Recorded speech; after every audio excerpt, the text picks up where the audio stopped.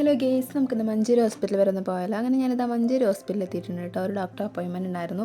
ഞാനത് ഉച്ചയ്ക്കാണ് എത്തിയിട്ടുണ്ടായിരുന്നത്. അതുകൊണ്ട് തന്നെ വലിയ തിരക്കും കാര്യങ്ങളും ഉണ്ടായിരുന്നില്ല. അങ്ങനെ ഞാൻ ഡോക്ടർ ചീട്ട് വാങ്ങിച്ച് നേരെ ഡോക്ടറെ കാണിക്കാൻ പോയിട്ടോ. അവിടെ വലിയ തിരക്കും ക്യൂ ഒന്നും ഉണ്ടായിരുന്നില്ല. അങ്ങനെ ഞാൻ വേഗം ഡോക്ടറെ കാണിച്ചു. ഡോക്ടർ എനിക്ക് മരുന്ന് എഴുതി തന്നു. പിന്നെ ഏറ്റവും വലിയ തിരക്കുണ്ടാവുക നമ്മൾ മരുന്ന് വാങ്ങിക്കാൻ പോകുന്ന സ്ഥലത്താണ് കേട്ടോ. ഓൾമോസ്റ്റ് മഞ്ചേരി ഹോസ്പിറ്റലിൽ പോകുന്നവർക്കൊക്കെ അറിയാൻ പറ്റും. ഡോക്ടറെ കാണിക്കൽ പെട്ടെന്ന് കഴിയും, പക്ഷേ നമുക്ക് മരുന്ന് വാങ്ങിക്കുന്ന സ്ഥലം അൺസൈക്കബിളാണ്. നമുക്ക് ടോക്കൺ പിടിച്ച് അത് കുറേ നേരം കഴിഞ്ഞിട്ടൊക്കെയാണ് കിട്ടുള്ളൂ. അങ്ങനെ എനിക്ക് കിട്ടിയ ടോക്കൺ 472 ആയിരുന്നു കേട്ടോ. അങ്ങനെ ഞാൻ കുറച്ച് നേരം അവിടെ ഇരുന്നു. പിന്നെ കുറച്ച് കഴിഞ്ഞപ്പോൾ മരുന്ന് കിട്ടി. പിന്നെ നേരെ വീട്ടിലോട്ട് തിരിച്ചു. അപ്പോഴേക്കും ഏകദേശം നല്ല ടൈമായിട്ടുണ്ടായിരുന്നു. പിന്നെ ഞാനൊരു ജ്യൂസ് കടയിൽ കയറി ജ്യൂസും കാര്യങ്ങളും കുടിച്ചു.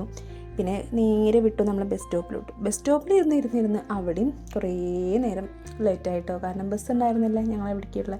അങ്ങനെ ഞാൻ നേരെ കയറിയത് പെരിന്തൽമണ്ണ ബസ്സിലോട്ടാണ്. അങ്ങനെ ഞാൻ ബസ്സിന് കയറി നേരെ വീട്ടിലോട്ട് വെച്ച് പിടിച്ചു കേട്ടോ.